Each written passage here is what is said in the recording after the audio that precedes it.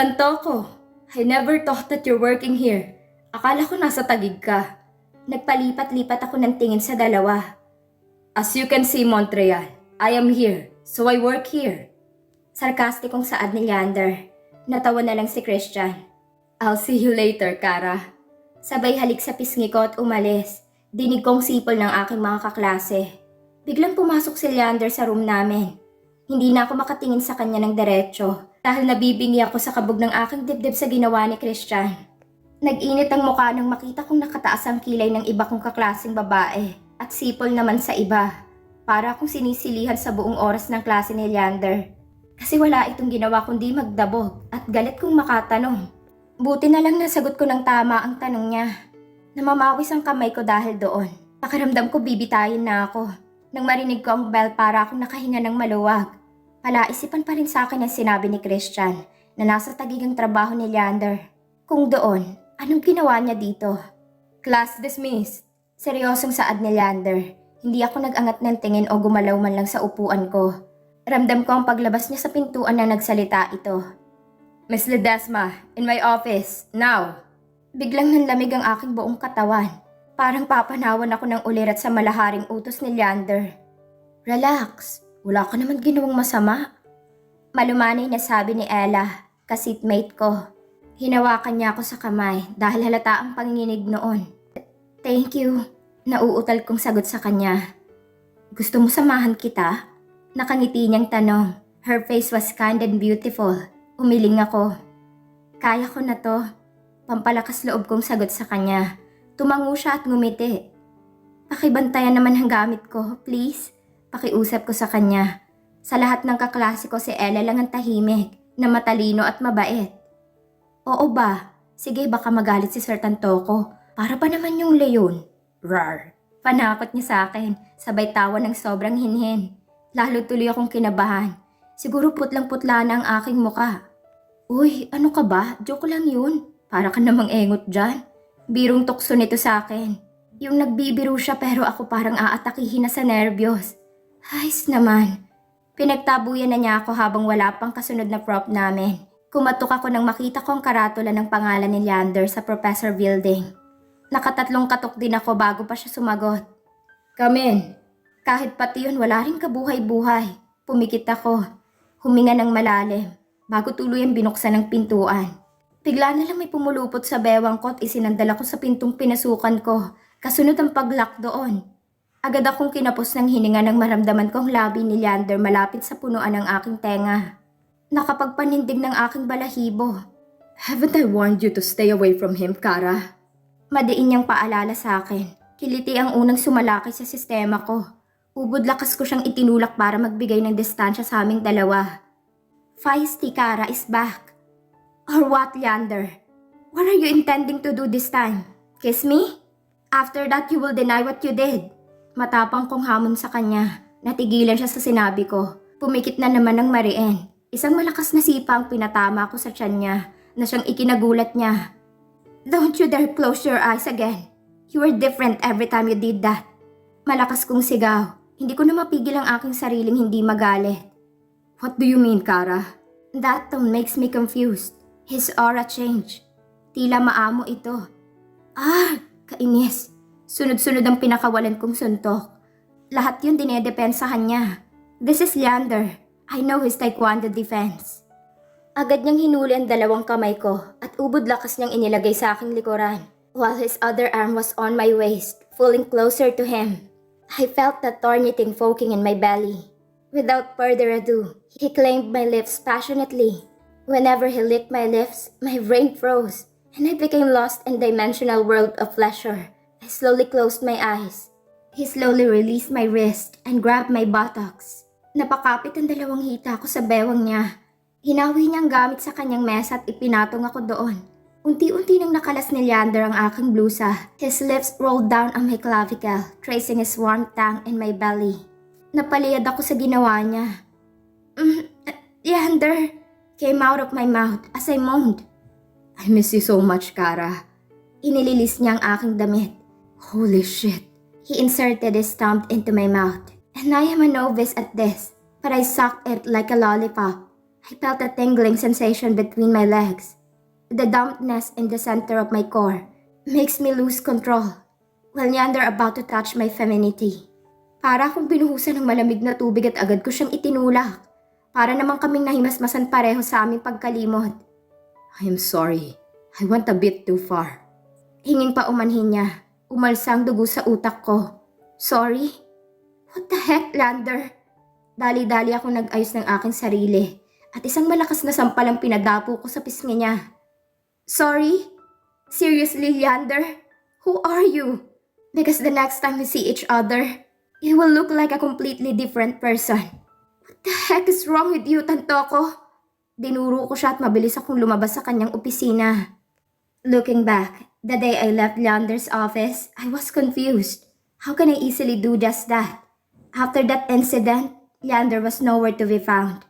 They replaced him with a new professor. Aside from that, the whisperers on campus blame me for his resignation that day. Some say it was for personal reasons. Nevertheless, my new mission was to find out what Christian said about Leander working in Taguig. Ang lalim na naman ang iniisip mo. Sabay tapik ni Danny sa balikat ko. Mapait akong ngumiti. Magkakahiwa-hiwalay na tayo. Malamig kong tugon. Tumawa siya ng bahagya at kinurot ang aking pisngi. I never thought you'd be so dramatic. Her laughter was contagious. Siya yung tumatawa na may class pa rin at hindi mo mapigilang hindi siya sabayan. Kainis to. Kidding aside, Danny, malungkot ako. Kahit after graduation natin sasabak na ako sa aking totoong mundo. Agad nagbago ang mukha niya at seryosong humarap sa akin. I am still here for you, Kara. You know that, right? Hindi ko mapigilan ang hindi tumulo ang aking luha. I know you had a dark past, Kara. Despite your rich and combative personality, behind that beautiful smile lies an ugly past. Naumid ang dila ko. Danny has this ability to read my gestures just like that. Tumango ako. Pilit na ngumiti. Agad akong umiwas ng tingin sa kanya. I am sorry to have to give that part of me. I don't know how to share that. I am afraid maybe you will judge me. Nahihiya akong sagot. She just hugged me and tapped me on the back. Shh! You're our friend. End of story. Her words were full of finality. Tumayo siya at iniumang ang palad sa harapan ko. Napakunot ako ng noo pero tinanggap ko pa rin yon. Naglakad kami palabas ng gate. Naghihintay doon ng iba pa naming mga kaibigan. Ella, my seatmate, was there. As well as Gian, Carmela and Lara. Nakakunot ang noo ko nang wala na naman si Senya. Asan si Polera? Nagtataka kong tanong. You'll see. It was Danny. Nang isinara ni Ryder ang van, napalingon ako sa kanilang lahat. Whose plan is this? How can I help, Ryder? My tone was serious, but deep down I was very happy. Sabay turo nilang lahat kay Gian. I heard Mang Danilo and Ryder laughing at me. Gusto mo ng tubig, girlash? Alok ni Gian sa akin. I took it innocently and finished the entire bottle. What the? Slowly all their words were jumbled. My head is spinning. I saw my friend having a high five. Hell is going on? Bumigat ang talukap ng aking mga mata at unti-unti akong nilamon ng kadiliman. Nang magkamalay ako napabalikwas ako ng bangon but my eyes were blindfolded. They tied my hands behind my back. Nang bumukas ang pintuan dinig kong hagikhikan nila. I swear to God, you will experience my wrath. Banta ako sa kanila. Shh, you will love it. Baling ni Danny sa akin. Napabuntong hininga na lang ako. Ano pa nga bang magagawa ko? Pinagkaisahan nila ako. Come, malambing na aya ni Danny sa akin. I don't know what time it is, but the environment was chilly. I heard them walking behind me, giggling. Ang sarap nilang kurutin sa mga singit. Slow down, Kara. There is a ramp. Imporma niya sa akin. Ilang metro din ang nilakad namin nang huminto siya. Are you ready? Gusto ko sanang sumagot pero nagpigil ako. They tried to make me happy. And if I got mad, masyado naman akong mababaw noon. Do I have a choice? Natatawang tugon ko. Pero sa totoo lang kinakabahan ako. Nope, maagap na sagot ni Danny. Una niyang tinanggal ang tali sa aking likod. Dahan-dahan din niyang tinanggal ang aking piring sa mata. Happy birthday, Kara! Ilang beses pa akong kumurap. Hindi ako makapaniwala sa sumalubong sa akin. The gazebo was decorated with flowers, bulbs, and a giant balloon lettering. Happy birthday. Hindi ko mapigilan ng hindi umiyak. Agad nila akong niyakap. For the first time in my life, I celebrated my birthday with people who genuinely care and love me. My mama was in the gazebo. Beside her was my mom. Their eyes were crying. I saw Senya smiling wide open. Next to her were Mang Danilo, Ryder, and Rembrandt. Habang naglalakad ako palapit sa kanila, walang tigil ang kanilang pagkanta ng happy birthday. Ito ata ang aking kauna-unahang kaarawan kasama ng mga taong mahal na mahal ko. Despite my tragic past and the deceitful life I had, I can now say I am complete. Thank you so much for this. Niyakap ko ang aking mga kaibigan. Happy birthday, anak. It was Mama Sidera. She welcomed me with a wide open arms and gave me a warm hug. Happy birthday, Kara. A melodious greeting from my mom. Lumuhod ako sa harapan niya. It was my fault that she remained in this chair forever. No matter how grateful I was or how sorry I am, I can turn back time and fix everything I did. Thank you so much, Mom, for all you have done. Naiyak kong saad. You deserved it, Iha. I'm sorry growing up I never gave you this. Naiyak niyang pahayag. Iling ako ng iling. It was alright, Mom. Pag-alo ko sa kanya. Her eyes were swollen. Her hands were shaking. Niyakap ko siya ng mahigpit. As the party began, it was full of laughter, happy faces, dancing and singing. Thanks for this, Danny. Nakaupo kami habang pinapanood ng mga kaibigan namin nagsasayaw. You're welcome, Kara. Sabay tulak ng bahagya sa balikat ko. Happy birthday! Iniabot niya sa akin ng isang rectangle box. Jeez, stop crying, will ya? Maarting komenta niya. Natawa naman ako. Nang buksan ko yon, it was an infinity bracelet. Sa yaman ng pamilya ko, ngayon lang ako nakatanggap ng regalo mula sa isang tunay na kaibigan. I hugged her tightly and whispered thanks to her. The party was a successful. Hinila kami ni Gian para sumayaw. My two mothers were clapping their hands and smiling. Happy birthday, Miss Kara. It was Rem. His face smiled widely. Isa rin ito sa gusto kong batukan one of these days. After the party, isa-isa naming hinatid ang mga kaibigan ko. From Tagaytay, we traveled back to Manila. Isang sasakyan lang kami. Masaya ang lahat sa loob ng van. Tuksuhan at batuhan ng kung ano-ano. Buti na lang games sino mommy at mama. For the first time, I heard my mommy Elizabeth laughing genuinely. I was tired after we returned home. Pinasok na rin ni Ryder si mommy sa loob. Thank you for coming, Mr. Pilot. Natawang asar ko kay Rem. Napakamot lang siya sa batok. So paano ka naman naging jolly? Dati ka namang hindi ganyan. Sit ako sa kanya.